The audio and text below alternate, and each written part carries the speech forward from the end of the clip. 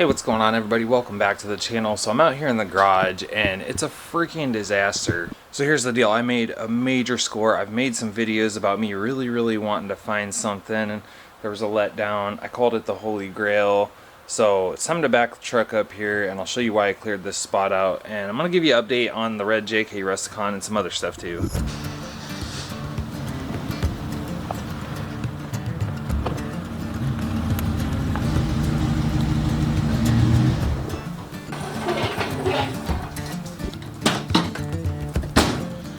There she is, boys. That is a pair of 1978/79 Dana 60s. That is the front, the one I have been looking for forever. In order for me to buy that, I had to buy the pair, but it's a good deal. So let me get this open up and I'll show you. It's currently September 30th, which is my birthday, by the way. Happy birthday to me. I bought myself axles. Oh yeah, that baby's truss. It's set up for full hydro. I've even got the ram. Probably gonna delete that and get that truss off of there. What I want to do first is hook up this rear Dana 60 and put it up against the wall, because I really don't need it right now. In fact, I don't need it at all, and I'm probably gonna sell it with the 44 front that's in my Jeep. So I know what you're thinking, why in the heck are you buying another set of axles? You just got done doing an axle swap. And the thing is, this was the one I wanted all along.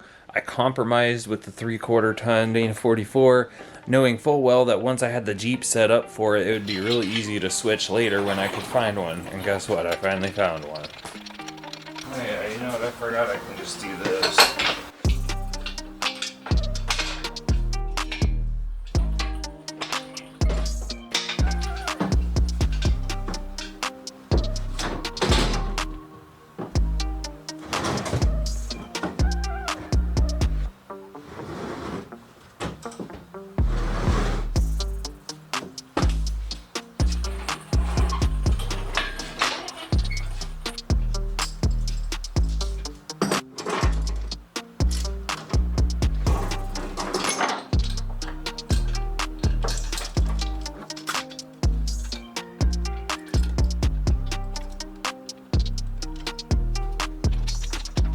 I think these things weigh like 500 pounds a piece. My truck's squatting.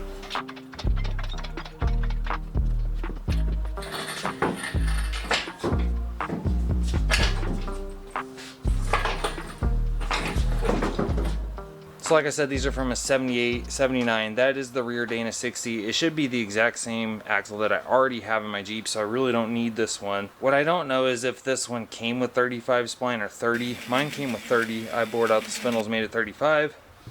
What I can tell you is, well, there's a sweet diff guard right there. And he said it either has a spool or it's Lincoln locked. I'm not sure. But they both have 513 gears, which is awesome. It's got the disc brake conversion already. It's got the super long anti-wrap. I don't know what all it would take to fit this in a YJ, but I'm going to be probably selling it with my 44. So for right now, it's just going in the corner of the shop, and then we'll get to the good stuff.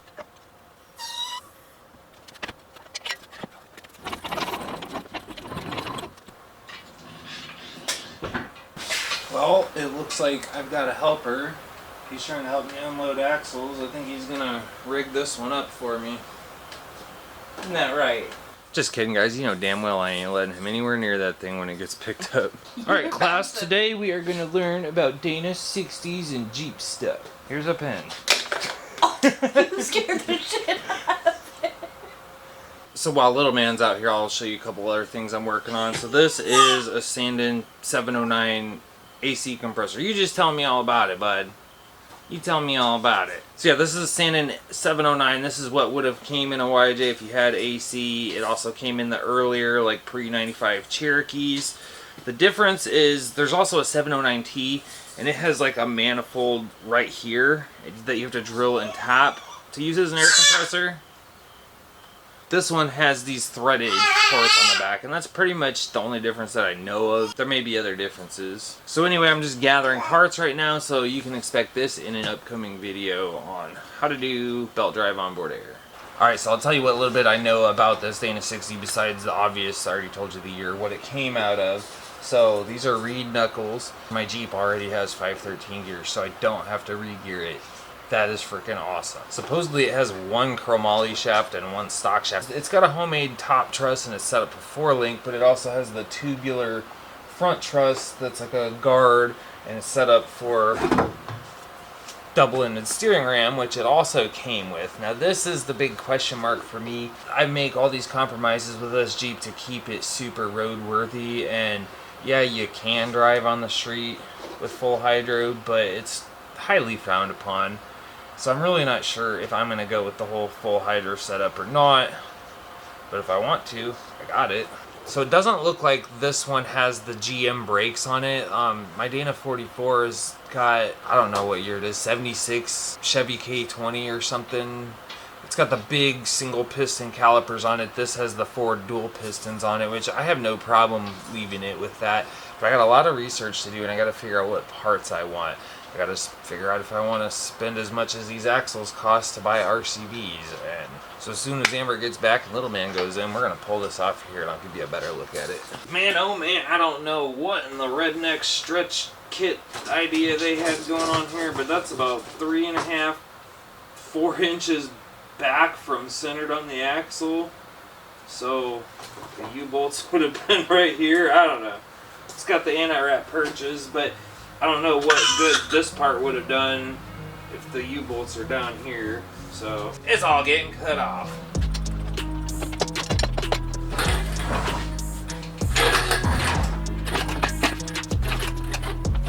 Hey.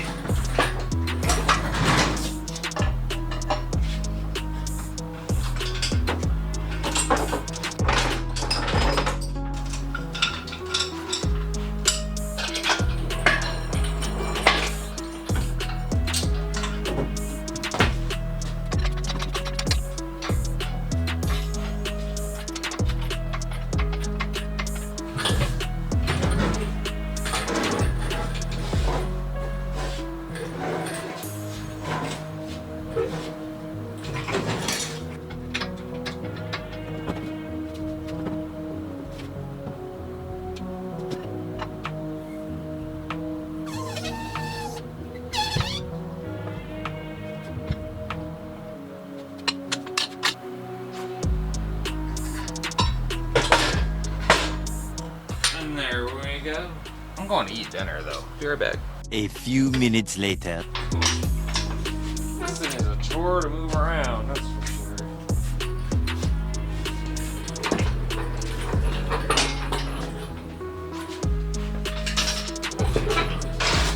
I think I need to build an axle cart because I don't know if my little jack stands on rolling dollies is going to cut it with this thing. I'll see if we can't set her down with these bad boys.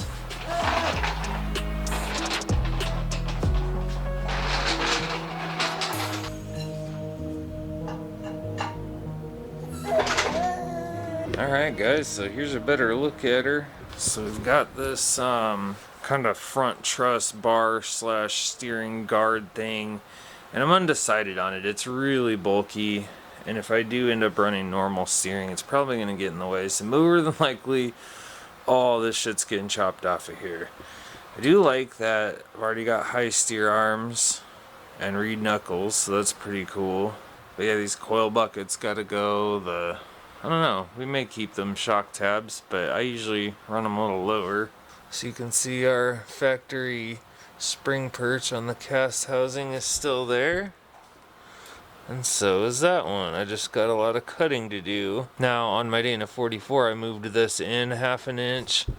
And on that one I just welded the hole shut and then re-drilled it in 1/2 inch. They're 31.5 between them, and the YJ is 30.5, so the frame is an inch narrower on the old YJ. You can make it work like this, but the springs kind of bow outward and your shackles end up like that and like that. I don't know if this is a 13. This kind of looks like a 1330. I've got another one, so I'll have to check into that. My drive shafts are 1350, so if anything, maybe I can steal my yoke. So I think also what I'm going to do is build a cart so that I can work on this easy, move it around and rotate it. Right now with all this on it, it's not possible. I could roll it around on that, but there's no way to keep it from spinning, so I just have this jack stand under it right now. As for what parts I'm going to be using in that Dana 60 and what we're going to build it with, I really want to get an aux locker. It has a Spartan locker in it, which would work. It would be fine. I actually had a subscriber message me and offer to buy me whatever locker I wanted because they were so happy that one of my videos helped them get their Jeep on the road. And I feel I'm very humbled and like almost overwhelmed by that. It seems so odd that somebody would be that generous. So who knows, maybe we'll end up with an aux locker. So then on the hubs, I don't know if you can see, but those kind of look like the factory hubs, so I may upgrade those to either the Yukon Hardcore or the Warren Premium or whatever. I'm willing to give those Ford brakes a try, the dual piston calipers, just because it's already there and it seems like it's in good shape. But I am going to crack it open and do a full inspection on it, make sure none of the teeth are chipped or anything like that. And if they are, I'm going to have to set it up for the new locker anyway, so that'll be a good learning experience. So I'm planning on selling the front axle that's currently in my Jeep, that Dana 44. The thing is, I really want it to go to a YJ person, to somebody that wants to keep their leaf springs, that has spring over, or they're going to switch to it,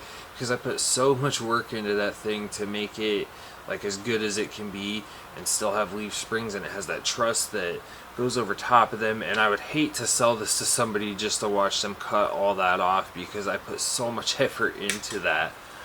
So more than likely I'm going to take that front axle and then that rear axle, and it's just going to be a complete, basically a bolt-in pair. If that is something you're interested in, leave me a comment here, send me a message on Instagram. I don't really have a price in mind yet, but you know, it's not going to be $500, I'll tell you that much. And if you want to see more about that front axle, you can check out my channel there's a playlist about high steer and hydro assist, and there's also a video about building that truss. And in those videos, I literally cover pretty much every component that's in those axles and just about everything that I've done to them. And I do plan on selling the hydro assist setup with it, just because it's like, I've already got it limited to perfectly fit that axle. It bolts right onto the truss, the steering, like the whole, it's gonna be the whole works. So like I said, if you're interested in that, you can also email me at flawedoffroad@gmail.com if you don't have Instagram, or if you don't want to comment here on YouTube.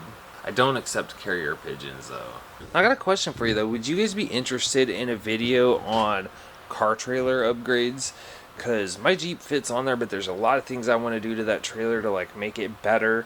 I want to add more tie downs. I'm thinking drive over fender build. It's just one of them things where I want to get going on it, and I don't know if it's worth taking the time to record, if anybody's going to watch it or not. So if you do want to see that, leave it down in the comments, and I'll definitely make a video about it. So a few people asked me about the Rusticon, which is my 07 Rubicon that I picked up for $3,500 last winter, and I was supposed to kind of have it fixed up and sold already, but what happened this summer was every time I'd start working on it, one of our daily drivers would take a crap, or this would break, or that would break, or this would happen, and so on and so forth. And then also I kept finding more and more and more stuff that needed fixed on it, so it's kind of snowballed. But I just pulled it out of the garage tonight. It's been in the garage for about 3 weeks. I replaced the rear corners because all the metal, like the paint was all bubbling. I started poking it and the screwdriver just went through, so I just welded all new corners onto it, and I got some of those Bushwhacker plastic corner guards to go over that. I could not bring myself to just put those over rust like some people do, so I replaced the metal first,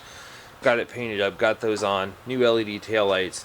So what I have left to do is finish getting the surface rust off the frame and spray that. It needs a power steering pump, because every time you drive it for a while, like once the fluid heats up, like the pump starts whining really bad. It's not low, it's just the pump's toast. In fact, it got so bad that day I went wheeling that it started smoking, and it basically snapped my belt.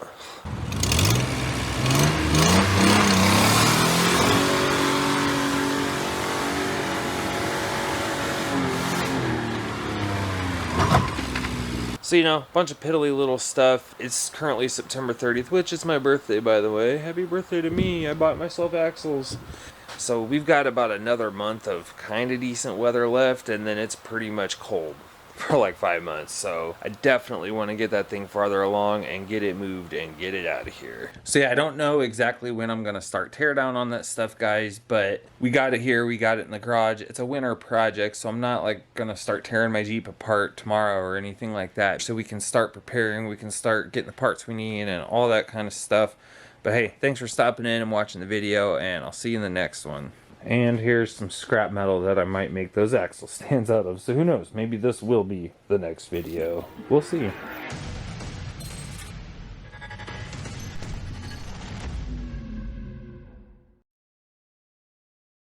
Appreciate it. I can't even fucking talk.